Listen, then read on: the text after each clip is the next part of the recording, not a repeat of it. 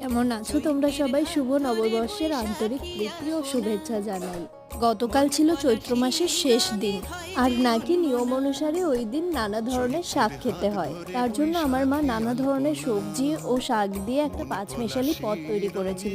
প্রথমে আলু, কলা, বেগুনটা ভাজা ভাজা হয়ে গেলে করলা ও কচুর লতি মেশানো হয়েছে। এরপরে তাতে ব্রাহ্মী শাক, সাঁচি শাক, মালঞ্চ শাক, কুলেখাড়া শাক, নানা ধরনের শাক দিয়ে সাথে করলার পাতাও দেওয়া হয়েছে, তেলাকচুর শাকও দেওয়া হয়েছে। ও ডুমুরও ছিল, আমি তো বলতেই ভুলে গেছিলাম। আর দুটো চারটে ডুমুরও ছিল, কেন কি অনেক ধরনের শাক দিয়ে এটা করতে হয়। আর এটি খেতে খুব একটা খারাপ হয়নি। সব থেকে ভালো কথা, এটা খুব একটা তেতোও লাগেনি।